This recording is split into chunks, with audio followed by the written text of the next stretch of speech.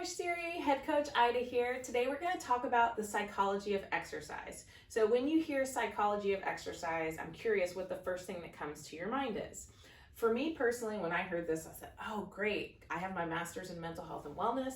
I'm super excited to talk about psychology in respects to exercise.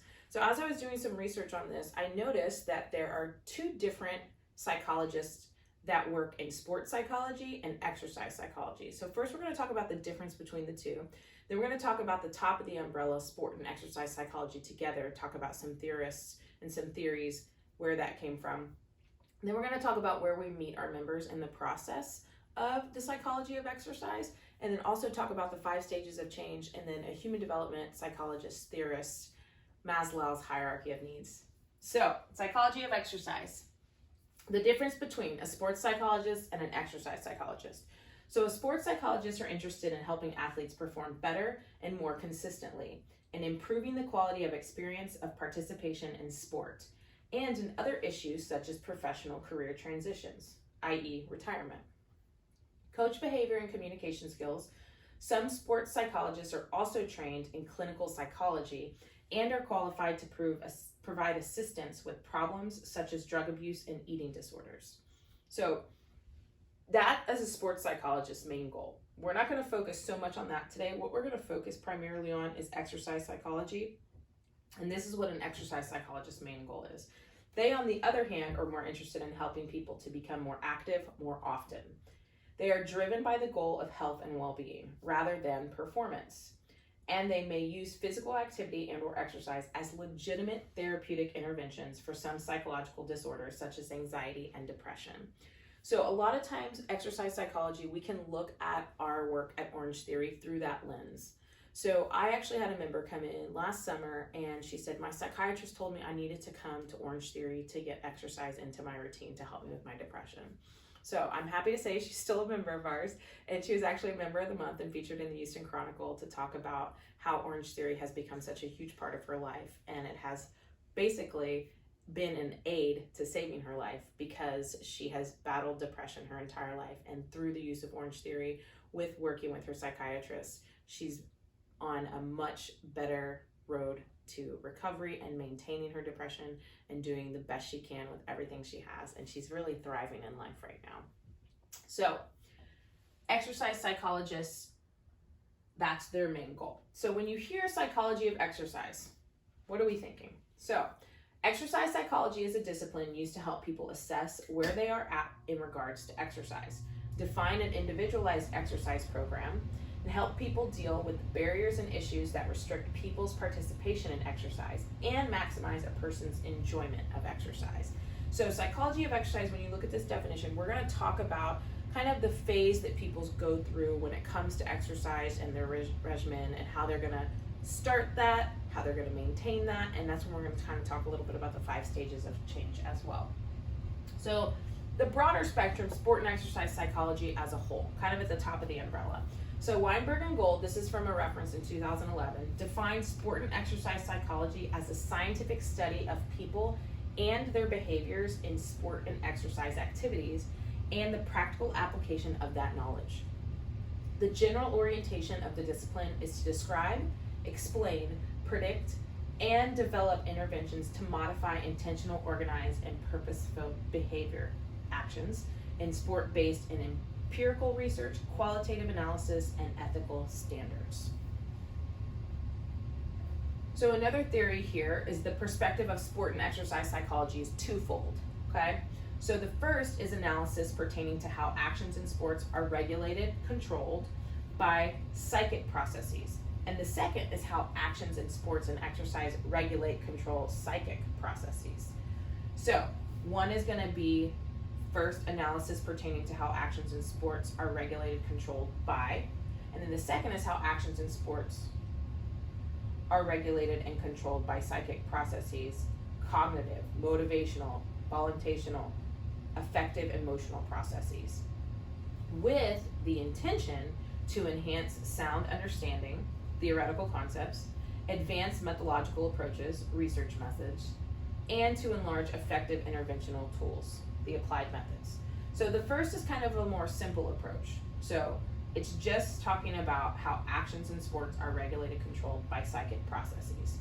And then the second goes even further into that. So it goes, how are the actions in sports and exercise regulated and controlled by cognitive, motivational, voluntational, affective, emotional processes with the intention to enhance theoretical concepts, sound understanding, research methods, methodological approaches, and the applied methods, effective interventional tools.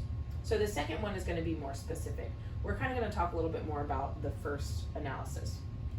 So here are some theories: cognitive theories of physical activity and exercise, belief attitude theories. Focus on the cognitive antecedents of behavioral intentions, defined as the effort someone is prepared to invest toward performing a target behavior. Well-known examples are the theory of reasoned action and the theory of planned behavior. So that kind of goes along the idea of goals, setting goals. Competence-based theories are exemplified primarily by Bardura's construct of self-efficacy, which is defined as an individual's judgment of his or her capabilities to organize and execute courses of action required to attain designated types of performances. So again, leaning towards the goals. And we're also going to talk a lot about SMART goals later on.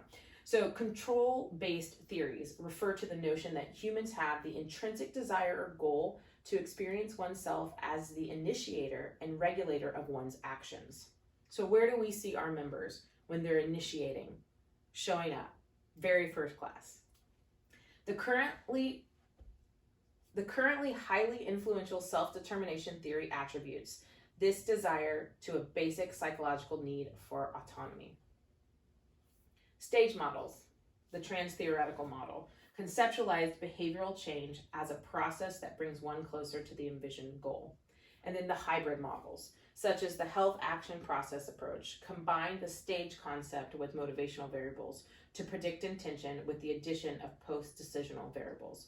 So these are some cognitive theories that are out there on physical activity and exercise. So I'm just curious, when you're reading these, looking at these, listening, where do you think our members are when they come to us very first class, in their first 30 days, in their first year? Maybe even those veterans who've been here 3 years. Where are these theories applied to our members? So, cognitive theories of physical activity and exercise, talking a little bit more. All the models that we just went over have one core attribute in common, stemming from origins of cognitive theorizing in psychology. They all emphasize the importance of imagined end states, behaviors, or goals. Talked about that a little bit earlier. And the energization of action resulting from them to such an extent that the experience of situated factors is overlooked. So our why. Let's kind of talk a little bit about the process that people go through when they do show up for Orangetheory. So getting to the why. Psychological factors that affect beginning an exercise regimen towards becoming fit. So first, they've got to have the desire to be fit. Sometimes people are like, well, I don't know, my life has just always been this way. Well, I think if we could really help them shift their perspective to that we all deserve to feel healthy and strong. It's our birthright to feel joyful in our bodies. And we can help them turn fantasy into action. So a lot of times we have this idea of what we want it to look like. Well, how can we take that into action? So finding a compelling meaning for exercise. They've got to find a why that's within themselves that gives them personal motivation.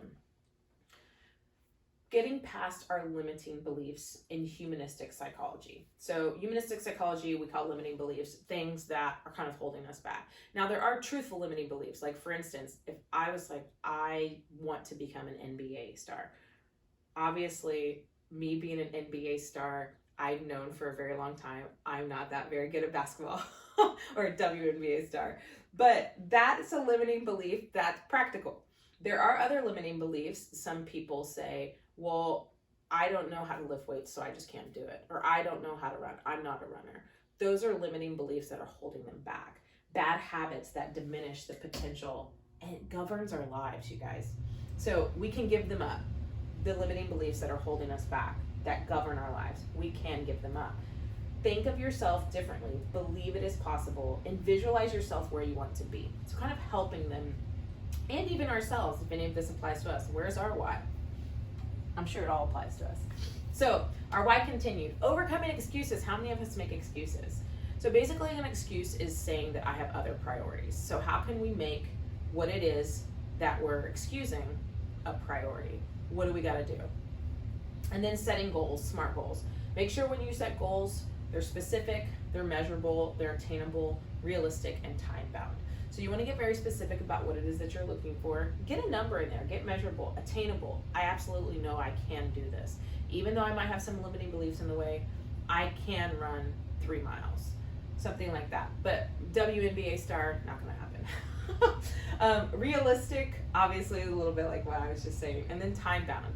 I got 3 months to work on my 3 miles and I want to run it by the end of 3 months. And then responsibility, really focusing in on that. Stop living a life of excuses. Live a life of determination and decisive action. Enhance the quality of your own life and in turn those around you. How strong do you want to be?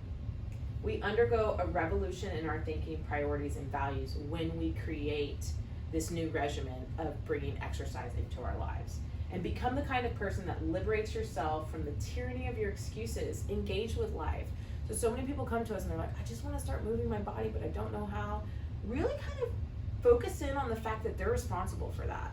You can use any of these examples when you think about how we talk to them or even with ourselves. Where are we holding ourselves back? Where can we undergo a revolution? And then the 5 stages of change. So this is the medical model of the 5 stages of change. They're not linear. We kind of move back and forth between them. But pre-contemplation. So that's basically, some people call it denial, but medical model, pre-contemplation. So it's kind of that maybe a seed was planted. Maybe they saw something. They're like, oh yeah, or maybe we see something. We're like, maybe, but then we forget about it. And then there's contemplation where we actually start to visualize. And then preparation, what do I do? Maybe that's when they call Orangetheory and say, hey, can I take a class?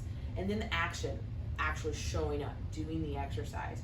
And then maintenance. So are they going to sign up? Are they going to become a member? And then will they continue to use their membership? So really looking at the 5 stages of change, where are we on this in our lives? Is there any area where maybe we're pre-contemplative? Or is there an area where we're preparing? Okay, I know there's a lot of change going on in our lives right now with what's happening with the global pandemic. So where on the medical model of the 5 stages of change are we in the change of our lives? And then where do we meet our members at? They're also experiencing the same thing that we are. So start to think about that. Look at what we're experiencing through this lens, and it will help us start to have a broader concept and idea of how we all experience change.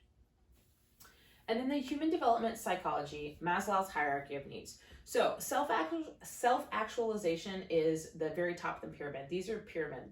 It's kind of like this. And at the bottom of the pyramid, you have psychological effects like water, food, sex, sleep, things like that. So those are psychological. Then you have safety. Am I safe? Am I not in a fight or flight response?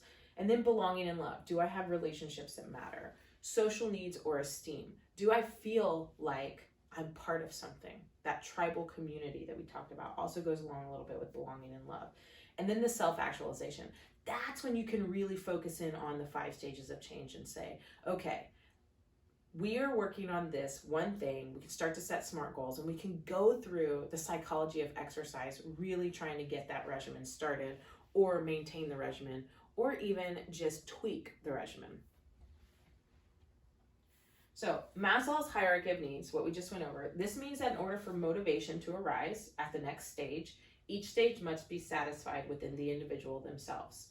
So again, we were talking about that triangle at the bottom. All of those things need to be met before self-actualization can occur. So before we or our members can even start to go through the 5 stages of change and start to say, okay, I'm going to move through these, noticing where my limiting beliefs are, moving through them.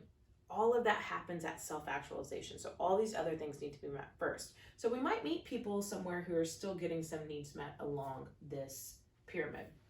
Additionally, this theory is a main base of knowing how effort and motivation are correlated when discussing human behavior. Each of these individual levels contains a certain amount of internal sensation that must be met in order for an individual to complete their hierarchy.